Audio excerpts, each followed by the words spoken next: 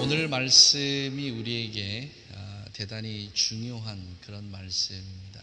말씀이 안 중요한 말씀이 어디 있겠냐면요, 특별히 오늘 말씀을 통해서 하나님께서 우리 가족들을 위로하시고 또 새롭게 세우시는 그런 귀한 은혜가 있기를 간절히 소망합니다. 오늘 이 본문 말씀과 그리고 그 전반부 후반부에 있는 말씀을 전체를 통틀어서 오늘 짧은 시간에 말씀을 다 증가하기는 너무 시간이 짧아요. 그래서 이거를 2시간으로 나눴습니다. 그래서 오늘 또 말씀 듣고 또 다음 주에 한 주 더 해서 그 말씀을 완전히 우리가 다시 한번 우리 속에 그렇게 새길 수 있는 그런 말씀이 되었으면 참 좋겠다 싶습니다. 요한복음 21장에 있는 이 말씀이 우리의 믿음을 새롭게 하고 신앙 가운데서 예수님을 다시 만나는 굉장히 중요한 장입니다. 오늘 본문 말씀 이전에 21장에 보면 그렇게 되어 있습니다. 그 후에 예수께서 디베리아 바다에서 또 제자들에게 자기를 나타내셨으니, 이 디베리아 광야는, 이 디베리아라는 그 뜻이 풍요롭다, 디베리아 광야라고 해도 또 게네사렛이라고도 하고 또 갈릴리 평야라고도 하고 여러 가지 이름이 있습니다. 그런데 오늘 유독 성경에는 디베리아 광야라고 그렇게 표현합니다. 이 디베리아 광야가 어떤 곳이냐면 갈릴리 저 위편에 이 땅이 비옥하고 아주 풍요로운 땅입니다. 그래서 이 땅을 로마의 황제에게 바쳐진 땅입니다. 그래서 이 땅 속에는 뭐가 있냐면 풍요가 있고 풍성함이 있고 부족함이 없다라는 뜻으로 이 디베리아 광야라는 이름이 붙여졌습니다. 근데 또 한 사실 재밌는 사실은 예수님께서 오병이어의 기적을 일으키셨던 그 지역이 바로 디베리아 광야입니다. 우리가 지명이라든지 이런 것을 보고 그 사건과 하늘의 뜻을 연관시켜서 보면 왜 그곳에서 예수님께서 그런 기적을 일으키실 수밖에 없었는지를 우리가 알 수 있습니다. 오늘 21장 1절에도 보면 예수께서 디베리아 바다에서 라고 그렇게 말씀하시는데, 이 디베리아라고 말씀하신 이것을 이렇게 기록하신 이유가 있습니다. 성경이 그냥 단어를 쓴 것이 아니고 그렇게 기록할 만한 이유가 있기 때문에 이것을 기록한 겁니다. 자, 사랑은 우리를 새롭게 합니다. 그리고 사랑의 비전은 우리에게 무언가 새로움을 줍니다. 도전을 줍니다. 혹여라도 우리의 마음속에 지금 신앙생활 하면서 비전을 잃어버렸어요. 내가 무엇을 할 줄 모릅니다. 내가 어떻게 해야 할지를 몰라요. 방향도 잃어버렸습니다. 그리고 어느 쪽으로 나아가야 될지 이 방향을 잡을 수도 없습니다. 믿음 생활을 하긴 하는데 기쁨이 사라졌습니다. 내가 믿음 생활하는데 어떻게 해야 될지 내 신앙에 골이 없어졌습니다. 내 육신의 삶이 너무 지치고 힘들고 피곤합니다. 이걸 회복할 수 있는 방법이 뭐가 없을까요? 오늘 그 방법이 바로 이 안에 기록이 됩니다. 그래서 2시간에 걸쳐서 오늘 하나님께서 우리에게 주시는 이 말씀들을 한번 살펴보기로 합니다. 1절입니다. 그 후에 예수께서 디베리아 바다에서 또 제자들에게 자기를 나타내셨으니, 나타내신 일이 이러하니라. 시몬 베드로와 디드모로 하는 도마와 갈릴리 가나 사람 나다나엘과 세베대의 아들들과 또 다른 제자 둘이 함께 있더니 7명의 제자들이 어디에 있냐면 갈릴리 바닷가에 있습니다. 그럼 여기서 우리는 생각을 해봐야 됩니다. 제자들이 왜 갈릴리로 다시 갔을까? 무엇 때문에 갈릴리로 갔을까? 많은 이들이 얘기합니다. 그들은 예수님께서 돌아가시고 십자가에서 돌아가시고 난 이후에 그들의 소망이 사라졌다. 예수님이 갑자기 그들 앞에 사라짐으로 해서 그들은 더 이상 어찌할 바를 몰라서 어떻게 해야 할 뭘 찾지 못해서 그들은 그들의 삶의 터전이었던 갈릴리로 다시 돌아갔다라고 그렇게 얘기합니다. 정말 그럴까요? 정말 그럴까요? 여러분, 믿음 생활하고 신앙 생활할 때 어떠십니까? 내 삶이 지치고 어렵고 힘들고 그러면 우리의 신앙을 다 내려놓아 버리고, 그래, 믿음 생활하기 이전으로 내가 다시 돌아가야 되겠다. 이렇게 사는 게 내가 지치고 힘들 줄 몰랐다. 믿음 생활하는 게 내가 이렇게 어려울 줄 몰랐다. 이렇게 하느니 차라리 예수 모르고 살았던 그 시절의 편안함으로 내가 다시 돌아가겠다 하고 모든 걸 다 내려놓고 돌아갔다라고 우리는 그렇게 생각합니다. 또 이 성경에 기록된 제자들도 아마 그랬을 것이다 라고 그렇게 생각을 합니다. 그런데 여러분 어떻습니까? 그렇게 지치고 힘든 삶 속에서 이제 모든 거 다 내려놓고 포기해버리고 싶다는 그런 생각을 가지고 믿음 생활 나에게 큰 무게감이야. 이제 더 이상 이런 지친 멍에로 나는 지기 싫어. 이러려니 차라리 내가 믿음 생활을 포기할 거야 라고 우리가 세상으로 나가보면 정말 그게 다 버려지든가요? 믿음이 다 포기가 되든가요? 오히려 그렇게 다 버리겠다라고 세상에 나가서 그렇게 살아보면 살아볼수록 우리의 신앙 양심이 우리를 두드리고요. 우리의 삶이 더 지치고 힘이 듭니다. 얼마나 어려운지 모릅니다.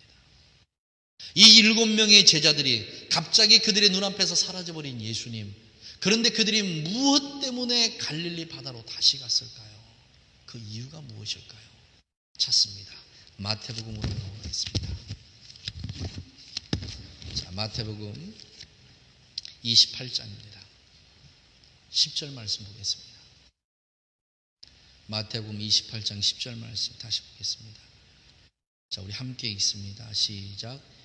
이에 예수께서 가라사대 무서워 말라. 가서 내 형제들에게 갈릴리로 가라 하라. 거기서 나를 보리라. 다시 한번 읽습니다. 시작. 이에 예수께서 가라사대 무서워 말라. 가라사대 내 형제들에게 어디로 가라? 갈릴리로 가라. 왜? 거기서 나를 다시 보리라. 거기서 나를 보리라.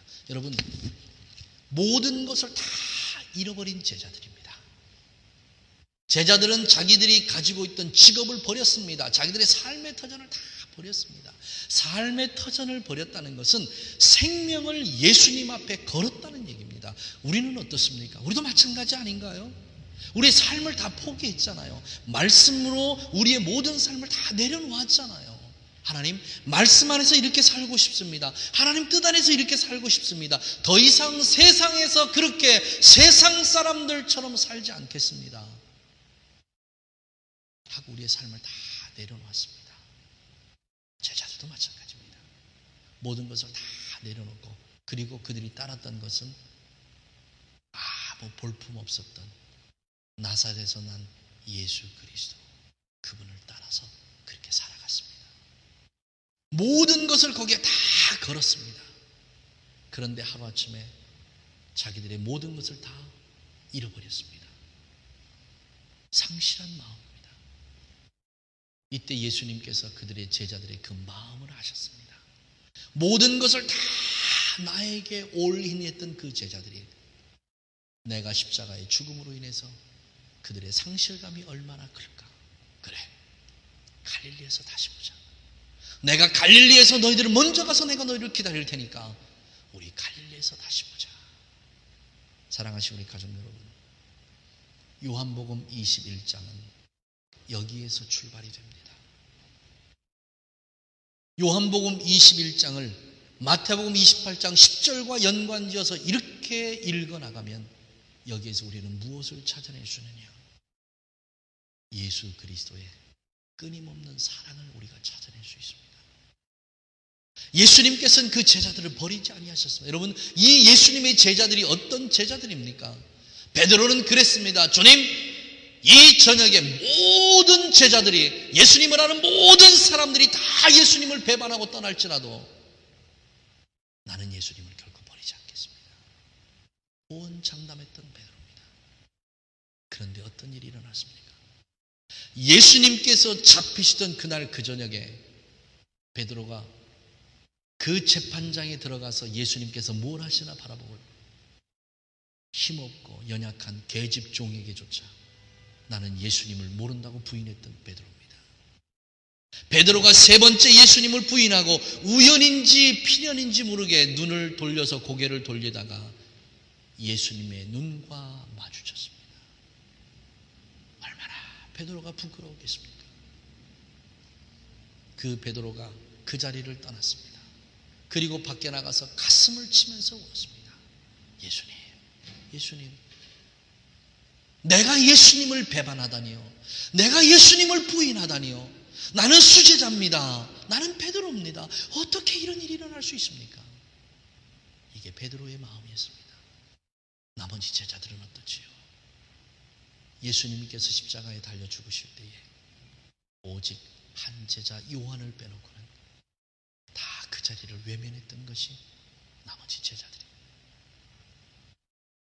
어떻게 예수님의 모습을 다시 볼 수 있습니까? 어떻게 예수님을 예수님이라고 부를 수 있습니까? 이런 사람들에게 예수님이 다시 찾아가셨다는 사실입니다. 사랑하시고 가족 여러분, 여러분의 삶에서 실수한 일이 있습니까? 여러분의 삶에서 예수님의 말씀을 어긴 일이 있습니까? 여러분의 삶 속에서 예수님을 배반한 일이 있습니까? 예수님의 말씀 안에서 불순종한 일이 있습니까? 감히 내가 이 자리에 나와서 예수님의 얼굴을 볼 수 없다고 스스로 자책하고 있는 하나님의 사람들이 있습니까? 사랑하시는 우리 가족 여러분, 걱정하지 마십시오. 우리가 예수님을 찾아가기 이전에 예수님께서 먼저 우리를 찾아오십니다. 예수님의 사랑이 우리를 회복케 하는 겁니다. 예수님의 존귀하신 그 사랑 안에서만 우리가 회복되어질 수 있는 은혜가 그 안에 있는 줄 믿습니다. 요한복음 28장이 다시 보니까 이렇게 되어 있습니다. 밤이 맞도록 제자들이 그물을 던졌는데 그 그물에 잡히는 고기가 한 마리도 없었습니다. 한 마리도 없었습니다. 그때 5절에 이렇게 말씀하십니다. 보겠습니다. 가라사대 그물을 배 오른편에 던지라, 그리하면 얻으리라 하신대 이에 던졌더니 고기가 많아 그물을 들 수 없더라. 어떻게 이런 일이 있을 수 있습니까? 우리는 이 말씀을 이해하려고 아무리 노력해도 히브리 사람들이 아니기 때문에 이 말씀 자체를 우리는 이해가 불가능합니다. 보통 그럽니다. 배 오른편에 던져서 그물이 찢어지도록 그렇게 많은 고기가 잡혀졌다, 예수님의 말씀에 순종했다, 아무리 고생하고 힘들고 애써봤자 헛수고만 했으니까 이제 예수님께서 말씀하시니까 근데요, 예수님인지를 어떻게 알았습니까? 제자들이 예수님을 인식했습니까? 예수님은 그들에게 말씀하시고 제자들은 그 말씀을 들었습니다. 이 말씀을 이해할 수 있는 오직 한 가지의 방법은 히브리인적 사고만 가능합니다.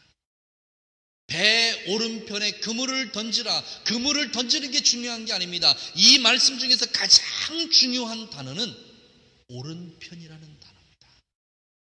오른쪽이라는 단어예요. 이 오른쪽이라는 단어의 히브리적 오리지널 미닝이 뭐냐?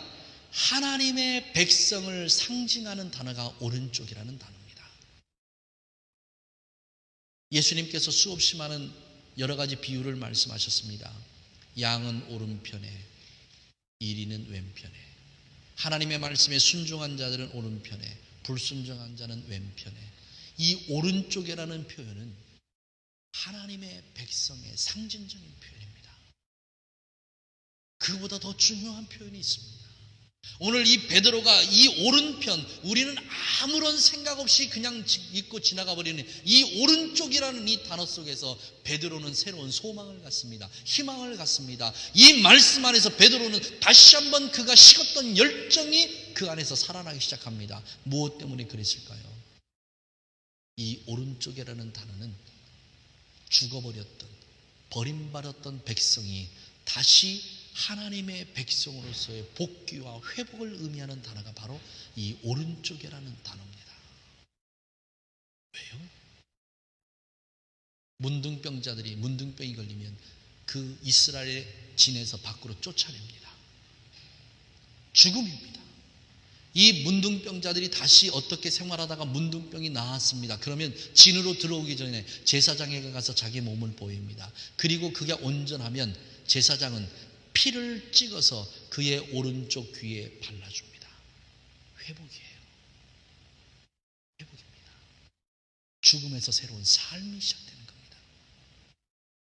우리는 모르는데 베드로는 이 말씀을 안 겁니다. 12제자들, 이곳에 와 있던 7명의 제자들은 안 거예요. 우리가 예수님을 버리고 예수님을 배반하고 우리가 우리의 멋대로 그렇게 떠나버렸는데, 우리는 예수님을 버렸는데, 그래서 이제는 예수님과 아무 상관없이 그렇게 살아가는 사람이라고 생각했는데,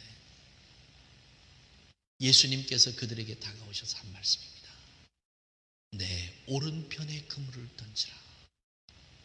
제자들의 귀에 들어온 것은 다른 말씀이 아닙니다. 그물을 던지라는 말씀이 아닙니다. 오른쪽이라는 이 말씀이 그들의 제자들의 마음속에 들어왔습니다.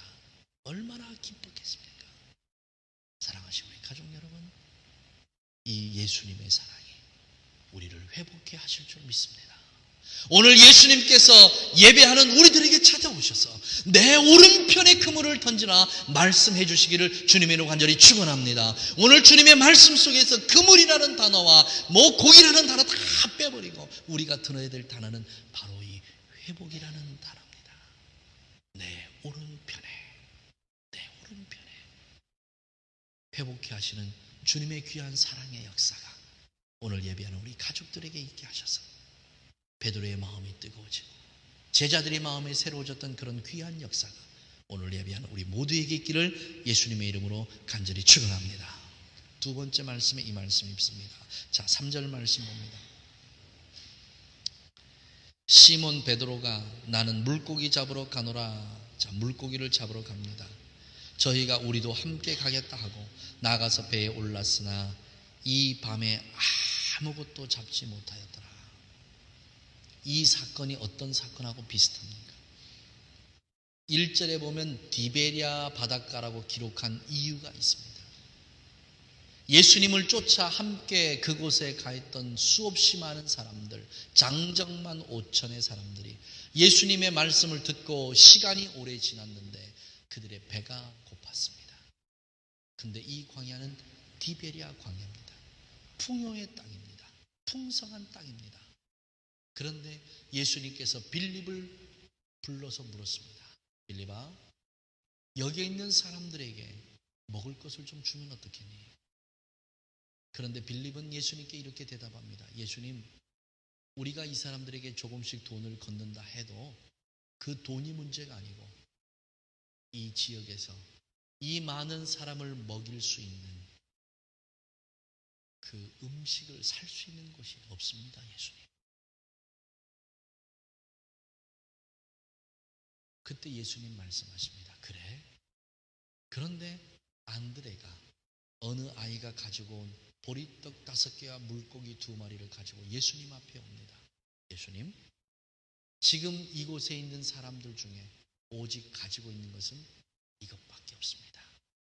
근데 이것이 무슨 유익이 우리에게 있겠습니까? 그때 예수님께서 그것을 받으시고 사람들에게 명했습니다. 다 자리에 앉거라. 그리고 하늘에 올려서 축사하셨습니다. 그리고 난 이후에 예수님께서 제자들에게 뭐라고 말씀하시냐면 이것을 여기에 앉아있는 사람들에게 나누어 주어라 라고 말씀하십니다. 아무런 변화가 없습니다. 예수님 손에 들려있는 것은 보리떡 5개와 물고기 2마리밖에 없습니다.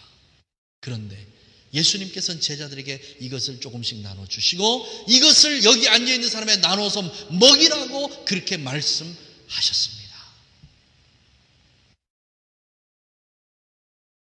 자, 필름을 거꾸로 돌리겠습니다. 여러분이 지금 디베랴 광야에 앉아있는 사람들이라고 생각하시고 이 앞에 있는 사람들이 예수님의 제자라고 생각해 보십시다. 자, 이것 가지고 여기 있는 사람들에게 가서 나누어 주어라. 어떻게 반응하시겠습니까? 어떻게 반응하시겠습니까? 말씀에 대한 우리의 반응이 너무나 중요합니다. 그래서 이 말씀은 다음 주에 다시 한번 쪼개서 우리가 보려고 합니다. 그런데 어떤 일이 났습니까? 아무것도 잡지 못했습니다.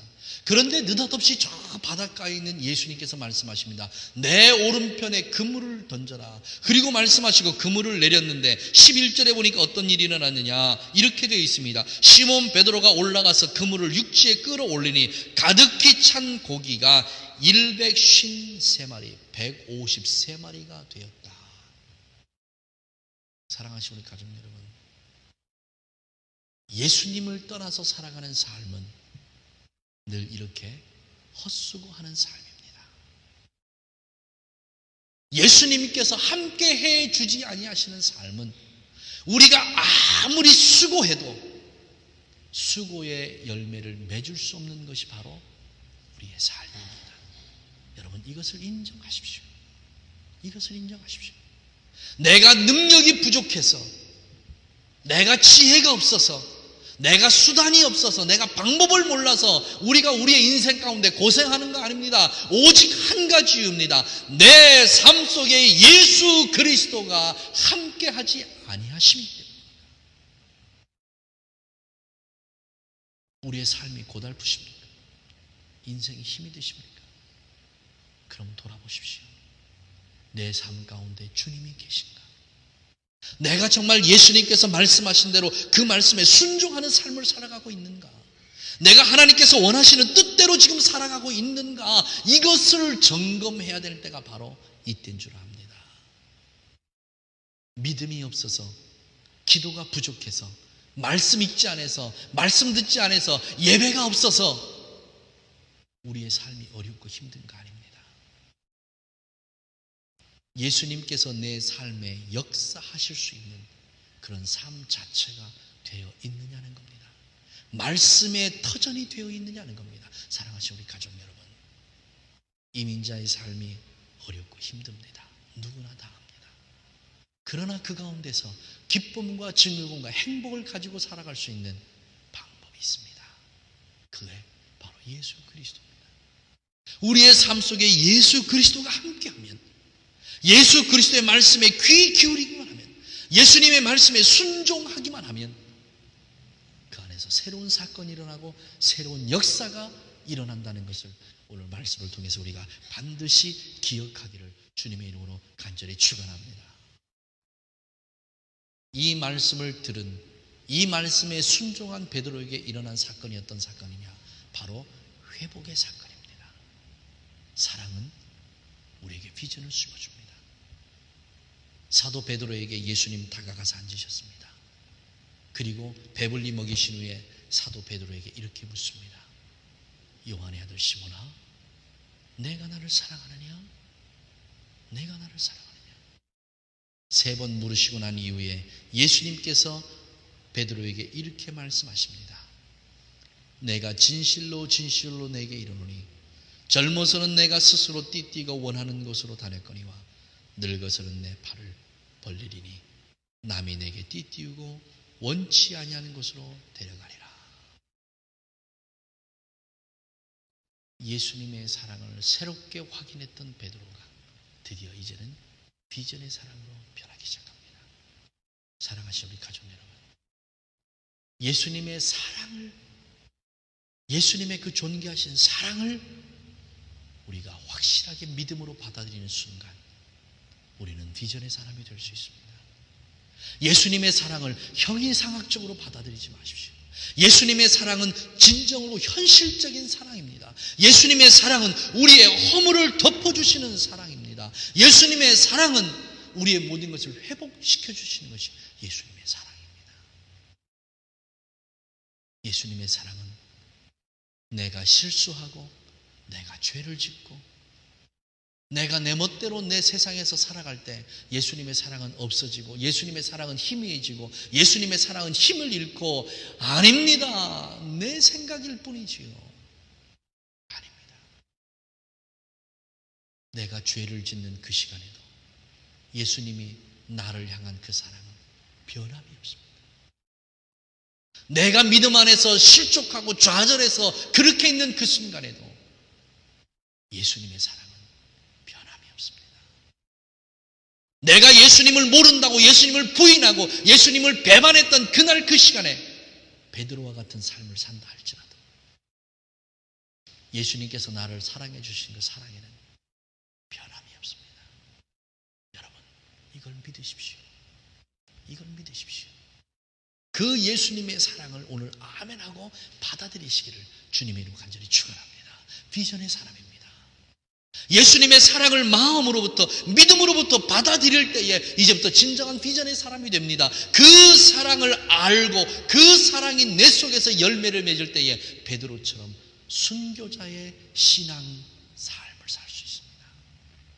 우리 가족들이 그러한 삶을 살기를 주님의 이름으로 간절히 축원합니다. 우리 다 같이 한번 따라해 봅시다. 예수님, 그 사랑을 내가 느끼게 하시옵소서. 베드로처럼 그 사랑을 느끼는 우리 가족들 되시기를 주님의 이름으로 간절히 축원합니다. 다 같이 이 시간 하나님 앞에 함께 통성으로 기도하기를 원합니다. 예수님의 사랑을 원합니다. 예수님의 사랑을 간절히 사모합니다. 우리는 그렇게 기도만 했을 뿐, 예수님의 사랑이 진정으로 내게 있고 그 사랑이 나에게 아름다운 싹을 트게 해주고 있음에도 불구하고 우리 스스로 그 사랑을 못 느꼈습니다. 이 시간에 우리가 통성으로 기도할 때 예수님의 그 사랑을 삶으로 받아들이게 해주시옵소서. 삶으로 그 예수님의 사랑을 우리가 알게 하여 주시옵소서. 우리 다 같이 통성으로 하나님 앞에 기도하겠습니다. 살아계신 아버지 하나님, 참으로 감사합니다. 하나님의 능력이 있고 힘 있는 그 사랑은 나의 형편과 처지에 아무 관계없이 늘 동일하시게 우리에게 임하시는 아름다운 사랑인 줄 믿습니다. 살아계신 아버지 하나님, 오늘 말씀을 통하여 베드로를 회복케 하셨던 하나님의 놀라우신 그 은혜와 그 능력이 오늘 예배하는 우리 모두에게 강하게 임재하게 하여 주시옵기를 우리 하나님 앞에 다시 한번 간절히 간구합니다. 내가 죄를 지어도, 내가 실수를 해도, 내가 실패해도, 내가 예수님을 부인해도 예수님은 여전히 나를 사랑하고 계시는 그 예수님인 것을 우리의 삶으로 받아들이게 하여 주시옵소서. 내 형편과 내 처지에 의해서 하나님의 사랑이, 예수님의 사랑이 커졌다 작아졌다 많아졌다 적어졌다 하는 것이 아닌 것을 하나님 깨닫게 하여 주시옵소서. 예수님의 그 온전하신 사랑은 그 어떤 형편과 처지에 관계없이 늘 우리를 붙잡아 주시는 고귀하고 아름답고 복된 사랑인 것을 우리가 깨닫고 알게 하셨사오니 하나님, 이 사랑을 우리의 삶으로 받아들이게 하시고 믿음으로 받아들이게 하셔서 예수님의 존귀하신 그 사랑 안에서 새로운 비전의 사람이 되어지는 그런 놀라운 은혜가 있게 하여 주시옵소서. 고마우신 예수님, 감사합니다. 오늘 이 시간에 하나님의 말씀을 통하여 예수 그리스도의 사랑을 다시 한번 확인케 하시니 얼마나 고맙고 감사한지요. 예수님, 이 사랑이 우리의 삶으로 받아들이게 해주시고 우리의 믿음으로 받아들이게 해주셔서 이제는 온전한 비전의 하나님의 사람으로 그렇게 살아갈 수 있는 은혜가 넘치게 하여 주시옵소서. 예수님의 이름으로 기도하옵나이다.